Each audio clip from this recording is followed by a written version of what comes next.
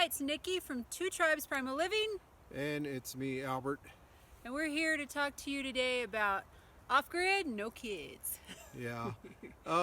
We unfortunately we don't have any kids out here off grid. I do see a lot of families out there who are either homesteading or living off grid with kids, and kind of envious of you guys because y'all have helpers. We don't have any helpers. And, Yeah. it's the little tasks that we have to do here and there, like going down to get wood, or filling a bucket with water, or any of the little chores that we got to do, where you can just send a kid to do it. Yeah, go check on this, go grab this, Yeah, go help get me hold this. Yeah, hold this, or go fetch this, or go get this out of the car, or all those little conveniences that I don't think we really put a lot of thought into. Um, us actually having to do all those little bitty chores that for the most part, guys and gals out there with kids. I mean, we knew it was going to be tedious, meaning we were going to be responsible, but I don't think we realized all the tiny little things that having children Yeah. kind of help with. And we see that when we follow quite a few homesteaders and off-gridders who have a ton of kids, like 5 and 6 kids. Yeah, well, our kids, I mean, we do have kids, but They're all grown. They're all grown, and when I think about it, and I look at my upraising of my own child, I wish I would have done it different, to where he was raised in an off-grid situation where, I know there's a lot of off-gridders, homesteaders, kind of like the Amish and stuff like that.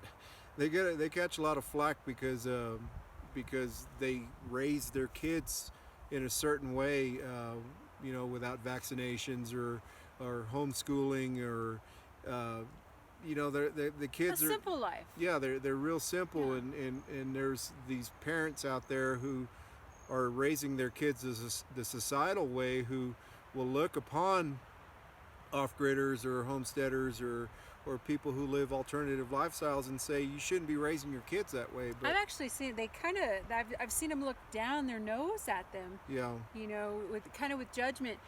Well, what do you do for this? Or they need to be socialized, or they should be playing sports or something like that. And out here, I would have loved to raise my boys out here. I think they would. I mean, mine were homeschooled, but I think having them out in the wild and teaching them how to help garden, how to help build, how to do it, teaching them what 16 inch on center means. Yeah. All of those things are so relative to life, no matter where you are, right? Yeah. So, I mean, we talked about it earlier, because we were discussing this topic about us being kids and us experiencing the outdoors. And had I been raised this way, I would have turned out to be a lot different. I do believe I would be a more well-rounded person had I grown up this way. But just looking at my own childhood, growing up outside and not glued to the TV or glued to a video game or social media or any of those things, we were talking about how certain kids look at other kids who live certain lifestyles or within a certain social group As poor. those kids will be looked at as poor. I didn't know I was poor when I was a kid. But were you poor? No, I wasn't poor. No. I had everything I needed. I had Exactly. food, I had water, I had playtime. My goal was to be outside. My goal was always to be outside and not cooped inside the house. So I spent a lot of time on trees, climbing trees, and on the roof, and going into the little wooded area by the neighborhood that we grew up in. So I was never an indoor kid. It didn't matter if it was 110 degrees outside. I was outside playing, and I think that has a lot to do with the way kids are today. We were talking about rites of passages as well too today, and the lack of rites of passages that kids have, and the lack of knowledge that kids have. It's almost like we've bred this society of dumb people who can't even change a flat tire. Or you look 100 years ago and you ask your 9-year-old daughter to go out there and tan the hide of the deer that brother or dad killed, and she would go out there and she would tan the hide And knew how to do it. Yeah. And or go and plant or harvest vegetables, or to spend all day weeding. And they knew how to do it because they watched their mothers and their siblings and the other family members of and I'm going to say of the tribe, but they well, even the pioneers, yes. the pilgrims, the pioneers, the Americans, not just Native Americans. But what's a 9-year-old daughter doing today? Yeah, you look at a 9-year-old or a 12-year-old and you tell her to go out there and you're gonna get side-eye and drag the hide in that daddy just killed the deer or brother just killed the deer, and she's gonna look at you like you're insane, which in a sense, in society's view, you are insane, expecting your 9-year-old daughter or 12-year-old daughter horrible. or 15-year-old daughter to go out abuse. there and pick up animal guts, right? Or to go and spread manure, collect manure, collect for the compost, yeah. or for the garden, you know, and all these things that used to be normal for kids, whether it was in a Native American culture or the ancient Viking cultures or how Norwegian to process culture, a deer, or even the settlers that came in from across the ocean and settled in here. There was certain things that kids did back then that they knew. They had a toughness about them, understanding of I am part of this family. I am a contributor to this family. Right. This family would not be as strong as it is if I'm not a part of it. And you don't see that with today's children in society. What's Santa gonna bring me this year? What are you gonna buy me at the grocery store for being good? What paint color is my room gonna be? You promised if I cleaned my room, I would get blah blah. I blah. would get a treat, or I could get this game. If or I sat here and was a good girl while you did this, that I would get, X, which it's like we're negotiating with our kids we're giving to them. Yeah. It's like they're not helping us. We're giving to them, and compared to ages ago, and we don't live ages ago. We have cars now. We have conveniences, refrigerators. You have a lawnmower that you pull the string and it starts, and trying to get a kid to even do that nowadays is pulling teeth. They blow it up. You have to negotiate with them. Right. And if you're not negotiating with them and you're putting your foot down on them, then you're this tyrannical parent that deserves CPS called on them. Right. So that because now you're an abusive parent because you want them to actually work. But me growing up in the household that I grew up in, we all had an assigned chore every night before we went to bed. It wasn't baling hay or bringing in the dried meat from the drying rack or anything like that. But we had our chores and we had our roles in the family. And that's it. It's a role in the family so that the family functions. The family functions at 100%, not putting all the responsibilities on mom, and now mom has to go to work and do all the things and cook and clean and provide, and then she has to come and do a pile of laundry because the little person living in the house is gaming or on social media or at the mall shopping or not expected to do these things, because honestly and truly most Americans raise their kid with a sense of guilt because they didn't get the things that they wanted with their kids, and they actually lived through their kids with all the gifts and the how many times the have rewards. you heard?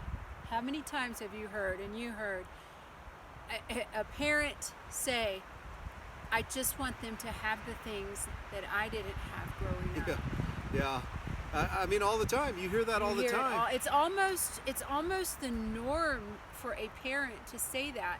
Out here, I can't imagine you saying, I mean, Well, I would love to. I wish my kids could have this. yeah, I me wish too. my kids growing up could have learned to chop wood and learn to set traps for chipmunks and learn to cook on a wood stove and learn to To build. prepare for the four seasons. Yes. Experience the four seasons, Harvest not and inside with plant. an air conditioned house and a heated thermostat that you can just go click No. on because it's too cold, or some big whoopee blanket. Not You that know, we were saying that and I'm not they saying, because I should. grew up and I lived most of my adult life, with those amenities. Amenities. But it's almost like we've cheated ourselves, we've cheated our children, we've cheated society in a sense by not expecting more from our kids, not by not raising our kids with a guilt-based parenting platform. Um, and I've seen it because there's a lot of broken homes out there where Single parents, moms, singles, single moms, single dads, dads. and dad gets the boy for the weekend, or mom gets the girl for the weekend, and then they go on this shopping spree, They or lavish them with gifts. yeah, And because they're trying to make guilty. up that lost time, Yeah. that lost experience with material items, and it doesn't work. So my point is that the people who are raising their kids off grid, I like I said, I envy you guys, because those kids and you as a parent are fulfilling destinies to them, to the maximum experience, not just through memorization of what was read in a book, or what was taught in a lecture, but hands-on experience, and Yes. experience is wisdom. I do believe that society has lost sight of the experience that came with our grandparents, the experience that came with our great grandparents, and the experience and wisdom that came from our ancestors who did it the hard way, um, and not having all their problems solved with devices and machinery, Google and it. yeah, and internet. I mean, I bet we do Google it. yeah, out here, because we weren't raised by experts in being out No. here. But Googling it, we're not like analysis paralysis. We're not sitting there Googling and Googling and Googling and Googling and spending days and days and days trying to figure out how to cook on a wood stove. Or build something. Okay, I got an idea, I'm gonna do this. That kind of didn't work. Let me try this. But Googling, I mean, it has information, but it does. doesn't have experience. No. You can never replace information on a screen, or in a PDF No. format, or a video, No. with hands-on experience. You just can't do it. Nope. There's people who have been doing things for so many years that they make it look easy, and then you get a hold of it, and it's like, mine turned to shit. Mine doesn't work. Why didn't mine come out like that?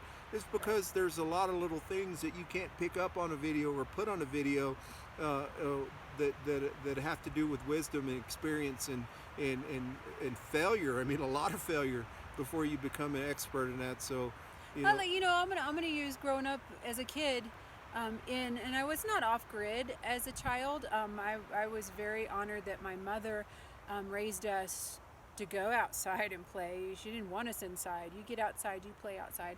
And I had grandparents who had gardens and sustainable lifestyles. And as a little girl, I spent a lot of time with my grandfather or my grandmother, and we gardened. And I remember tilling, and I remember being barefoot in the garden after it was freshly tilled, and I remember planting. I remember tending to. I remember harvesting, and I brought those skills out here. I've kind of tried to do it in the city, especially, Albert he built me a garden and back at the house, and then I kind of had an outdoor one in pots when we moved. And then we got out here, and I'm like, I know how to garden. There's so many failures out here. Water the soil is so dry. Chipmunks. If you've been following us, you know our battle with mice and chipmunks. Chipmunks are the bane of my existence right now, because even with my fortress garden with fencing and cayenne pepper and mothballs and all these great little ideas that people give from Googling, not from experience, but from Googling, I have had very little success, minus the bucket of death, which, watch that video, that one's great. But that has been failure after failure after failure. Even 2 days ago, after I put chicken wire around our lettuce and kale, it was gone. Yeah, I mean it's a whole It's nother failure, ballpark. yes. When you're actually hands-on experience, but You're gonna fail, you and know, you have to fail. the whole point of this video is experiencing children who are living in an off-grid homestead, Yes. sustainable life situation right now. Those kids are going to be so much more enriched than any kid that is playing video games or anything like that. Look at the world that's going on around you right now. I think kids who understand self-sustainability and self-sufficiency are going to be more successful than kids who have a degree in law or whatever. Not I mean, to say you can't have a degree not- in law, exactly, but it's to have those experiences. but when the system starts to fail and things start to go wrong, and courts close down, you know, there's this wealth that surrounds wisdom, Yes. experience, and knowledge, and Yes. and those people who are off grid, I like I said, I commend you. I wish we I had wish we one had of your kids here or two of your kids here, because they are little expressions of you. And don't get me wrong when I say that, they are little expressions of you and what you would like to instill into them, but they're also little expressions of themselves. And so if the boy or the girl doesn't necessarily want to help with chores or anything like that, you know, that's just like raising them in a city life. That's a normal child. That's what So- children do. So they fight and they bicker and they complain and But they want to be do lazy. it. Because I was a kid, you were a kid, we were all Yeah. kids, and we know what it's like to be a kid. But you know, yeah, if any of y'all want to loan us a couple of them, we'll take them, because there's a lot of wood chopping that needs to be done, a lot of go getting We'll that needs to train be them done. up right. Yeah, we'll try to raise them the way we wish we raised our kids. But you know, we're older. She's 50, I'm 48, and we don't see kids in our future. So we just wanted to make this video because it's like, damn, I wish I had a kid, or we need to train the dog Yeah. to go get stuff or to go. We envy. I mean, and I say we don't. We're not envious, but we No, do. We it's- talk about. You know, it's like, look at this couple over here with their 4 kids, and the kids are building and helping them put up this and helping them put this together and And feeding. dad's showing him hands on. This Yeah. is what this means, and that boy, you know, it's like that boy's going to be so much smarter than the other boys his age, just because of that A experience. wealth of knowledge that has been passed down from generation that's beyond football teams. And I'm not degrading football teams, I'm just saying it's beyond football, it's beyond organized sports, it's beyond you got to go make friends and go out and enjoy the fish in the sea and that kind of stuff. Yeah, It's real sustainable life experience that, you know, girls, we had the conversation when we were talking about rites of passage. You know, what did the girls do 150 years ago compared to what do the girls do? A 15-year-old, what did they do then compared to what they do now? You know, I was lucky. My mom taught me to sew. My grandmother taught me to sew. I didn't have girls to teach to sew. But, you know, being able to pass down those skills is invaluable. yeah, it's just It's invaluable. like I said, it's better learning animals and learning plant life and learning how to Survive. to deal with situations, and even learning to use a weapon Yes. to either hunt or to protect a family. Yeah. Those are critical things that are missed nowadays. Yeah. And certain people will agree with you and certain people will They'll disagree with argue, you. yeah. But don't ever stop doing what you're doing because you feel like there's too much pressure from society in raising your kids. the right way. And there is no wrong way or right way. The right way or the wrong way is the way that resonates from within. Right. So if your kids are getting valuable lessons from your lifestyle,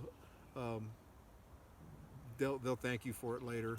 And it'll only enhance a degree or a certification or any other field that they decide that they're going to enter into in life, that it will only enhance them as human beings. You could say it makes them more of a whole or well-rounded individual. Yeah, I like I said, I wish I was raised this way, and if I had a little critter to raise this way, I'd raise that little critter this way. So Kaya's just not cutting it when it comes to getting her to go take care of things. yeah, for us. she's just the dog. But we just wanted to put our hats off and